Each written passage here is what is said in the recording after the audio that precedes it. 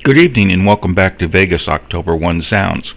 Tonight I'd like to do a short video discussing why LRAD is incapable of accurately and completely reproducing the gunshot sounds which were heard during the Vegas massacre. Many times this concept is brought up that LRAD could be used to produce the gunshot sounds that are heard, and that's simply not true.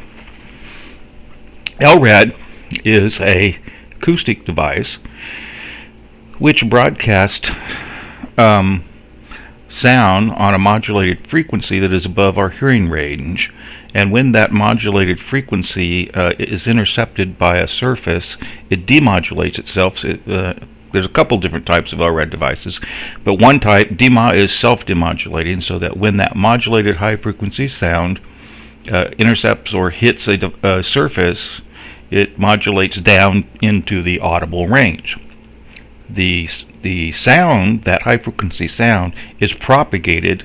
It's just a normal sound. It propagates at the speed of sound. Therefore, it is incapable of producing two sounds separated by the speed of the bullet. Now let me restate that and draw a picture. If I have a gun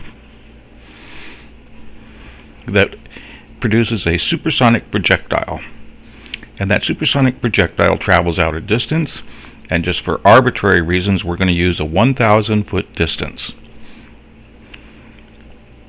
and we're going to assume that the speed of sound, which is C0, equals 1,000 feet per second, just for calculation purposes. It's not actually true, but that.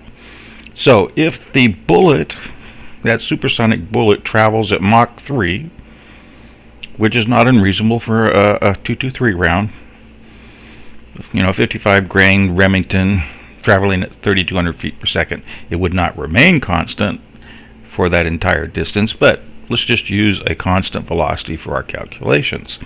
So for that bullet to travel from the gun to 1,000 feet out is simply 1,000 feet divided by Mach 3, or 3,000 feet per second, or 1/3 of a second. Okay? Now since the bullet is producing a supersonic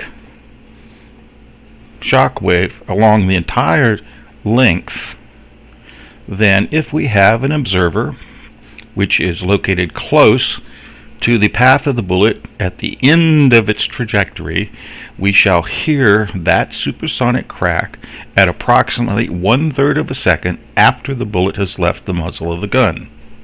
If we have another observer for the same round, which is close to the gun, then we'll hear it at approximately the time at which it leaves the gun. So for the same round, two different locations which are separated by 1,000 feet, we will hear two separate shock waves, and they shall be separated in time by 1/3 of a second. An LRAD device broadcasting its little high-frequency sound would take 1 second for that high-frequency sound to go from its position, which I assume, as for this in this example, was the gun, out to point B, out to the same point. So it could not generate both a shock wave up close and out far at 1,000 feet in 1/3 of a second. It would take it a second. So to simulate the effect of this phenomena of a supersonic shock wave created by a supersonic projectile, you'd have to have at least one LRAD device for each point at which you hear or records the supersonic crack, and that's fundamentally an untenable position. And even if you did, there would be massive interference at many locations where the beams intersect or hit objects which are close together. So that's the fundamental reason why an LRAD device is incapable of simulating the supersonic shock created by a supersonic projectile, because its sound only travels at the speed of sound. The bullet travels faster than the speed of sound, and therefore can create shock waves at distances which are far greater than the speed of sound. Simple enough. I think it's simple enough, and I wish people would quit using LRAD as some theory or solution to everything. Now, what can LRAD devices do? They can accurately simulate the muzzle blast, because the muzzle blast is a one-time event which occurs at the muzzle of the gun and then propagates out at the speed of sound.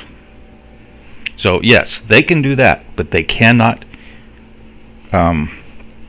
simulate the supersonic crack in a reliable way, and certainly not with one device. Early on in this whole Vegas thing, Mr. Visual did a good job of presenting the two concepts of the muzzle wave and the shock wave, but he made one fundamental flaw, and he said that the shock wave cannot be heard or is not audible beyond 150 feet away from the path, and that's simply not true.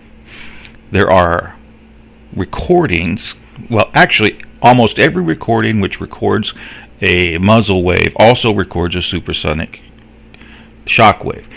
Doesn't mean they're always audible, but it's always recorded.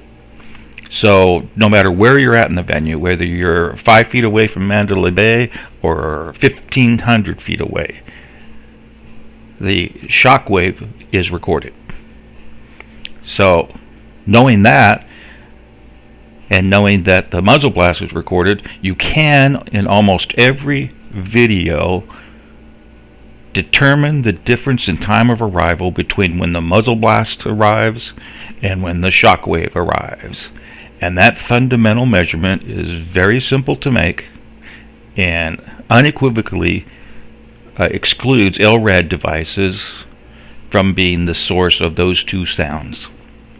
And we'll catch you in the next little video.